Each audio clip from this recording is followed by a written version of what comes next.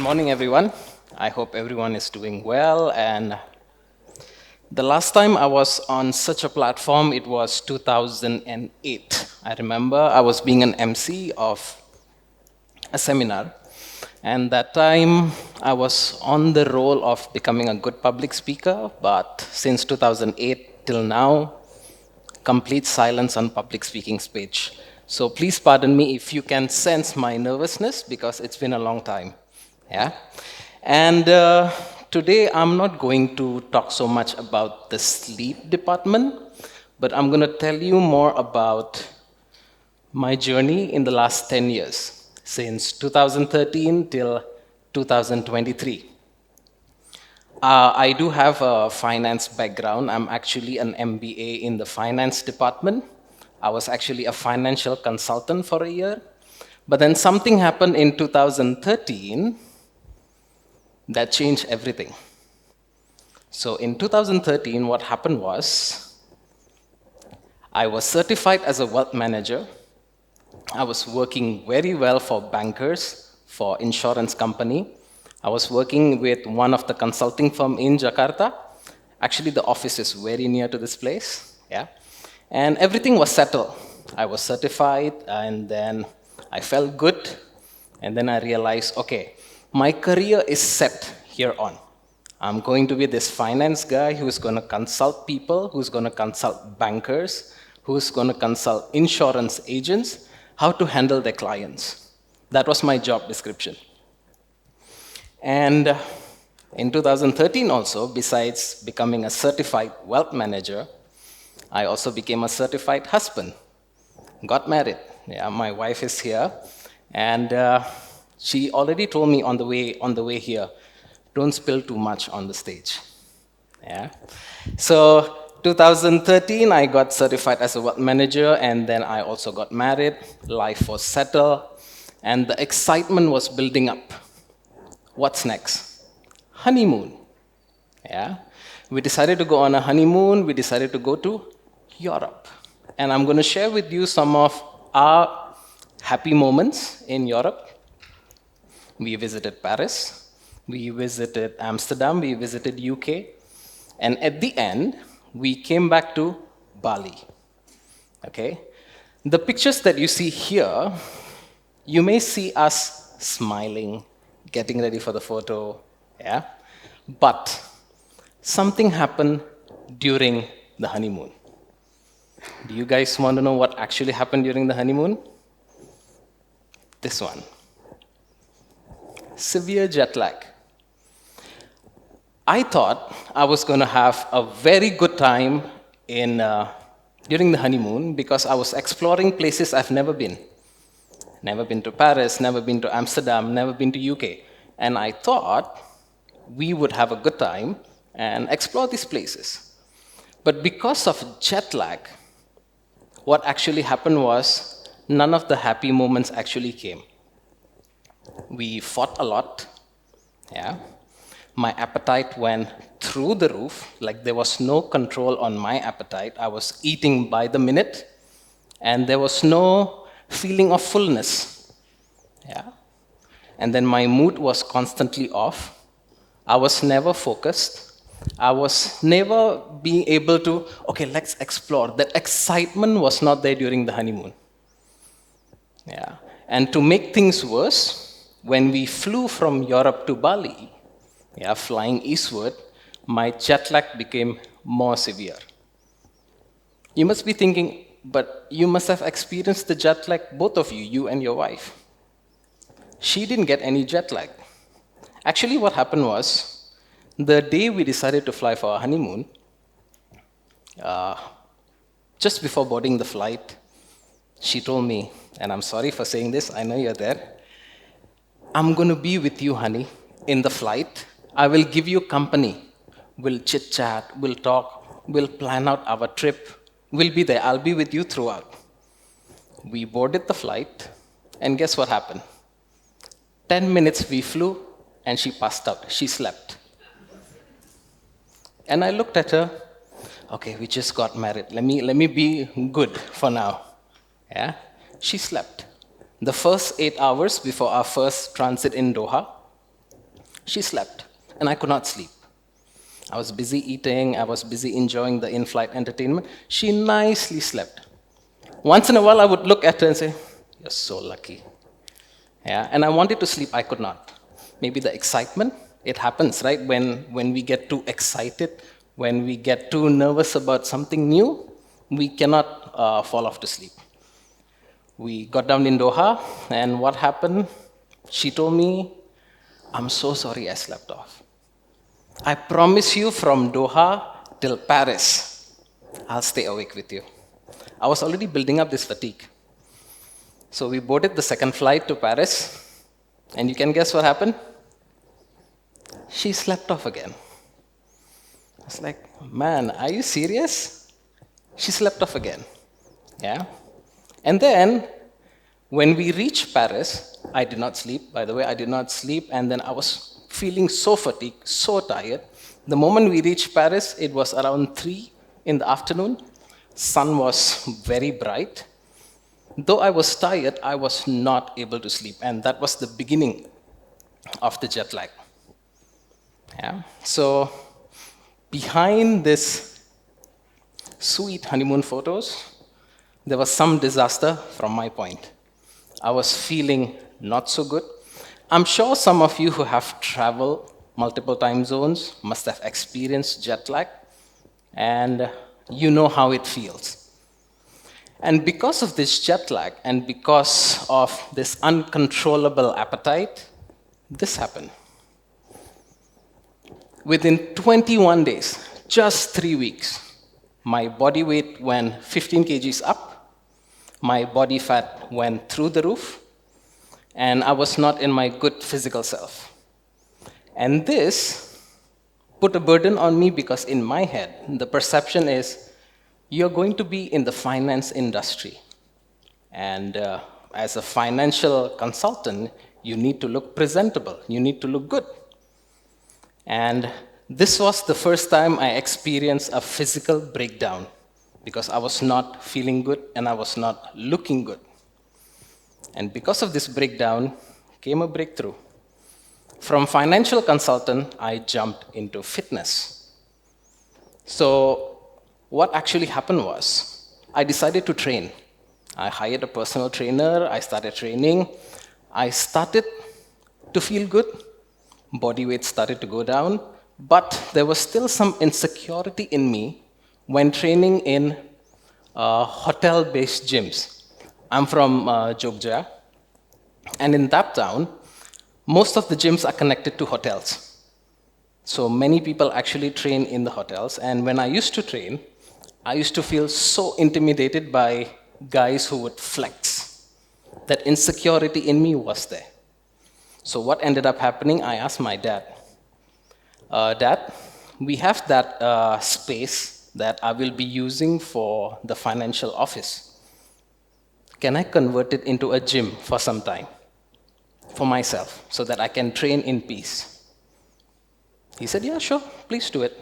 So what happened was that space, which was supposed to be for my financial classes, became a gym. And it became a commercial gym. Because I realized that if I could feel insecure training, there can be many people feeling the same way. This was the first jump. This was my first breakthrough from a breakdown.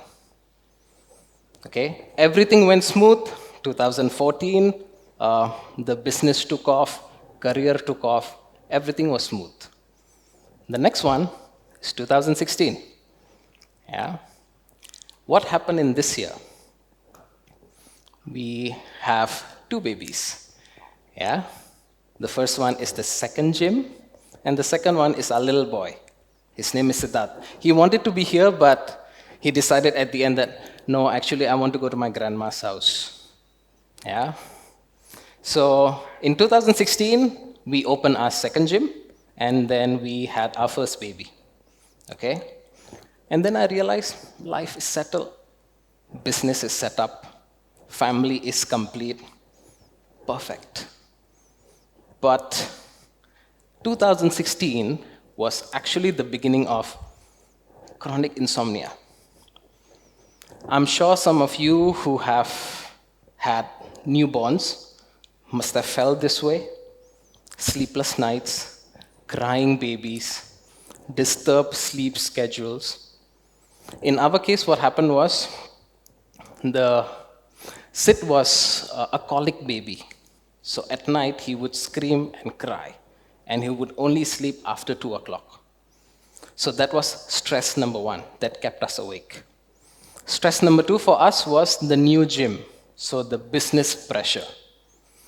Stress number three was the perception that I had in mind that a personal trainer needs to look a certain way.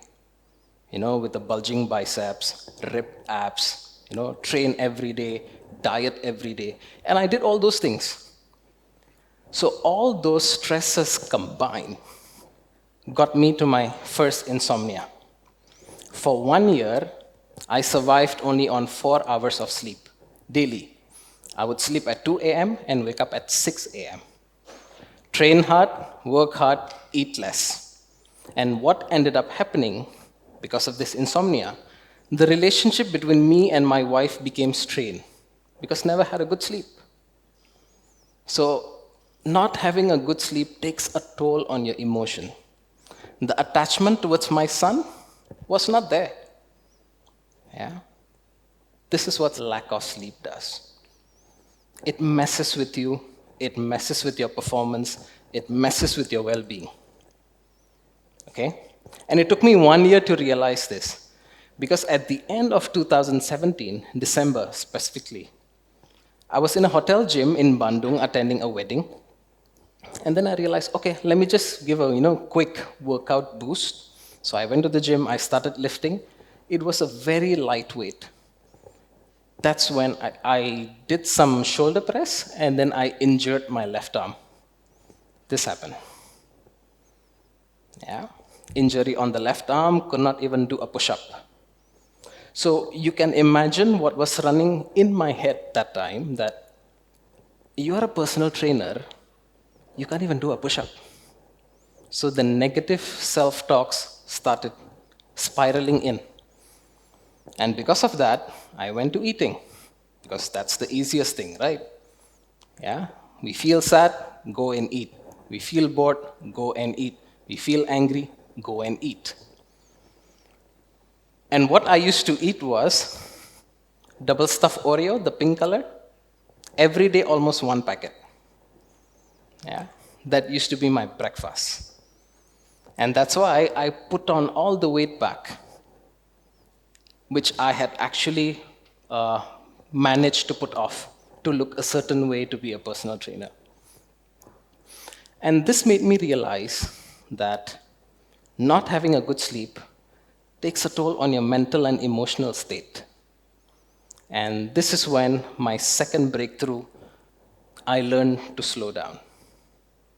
Because there is no glory ever in a burnout. Yeah? Take things slow, push hard when you have to, but learn to take rest. Because at the end, it's a delicate balance like driving a car. Sometimes you hit the gas, sometimes you hit the brake. Okay? And then, 2016, done, 2017 and 18, I learned to slow down. And then, this happened. In 2020, everything was going smooth, business was going well, physical health was good, mental, emotional was good. Everything was fantastic. Yeah, there was no issue with Sid again. Relationship with the wife was good. But guess what happened? Everyone knows what happened. And during this time, I had to shut down business number 1. I had to shut down business number 2. And all of us, we had to live in a state of fear and uncertainty, not knowing when things will be better. Okay? So this was my career breakdown. Like, there was no income. Okay, so we were thinking like what to do. There was too much fear, too much anxiety. The fear of the health condition of the family, fear about how to make sure my employees are well fed. Those fears were there. Okay? So me and my colleague, she's also here, Yeah, her name is Marcelina Leonora. She is known as Coach Leonie. She is also a fitness trainer and a gym owner. So we both resonate on the same frequency when it comes to career and business. Yeah. So we had a meeting in Jakarta Selatan. And in that meeting, we were discussing like, what should we do? How do we survive? How do we make our name in the fitness industry where everything just seems like too much confusion? All the trainers were jumping in the online wagon. They were slashing prices. Businesses were shut. And then we both were just sitting there thinking, how do we differentiate ourselves?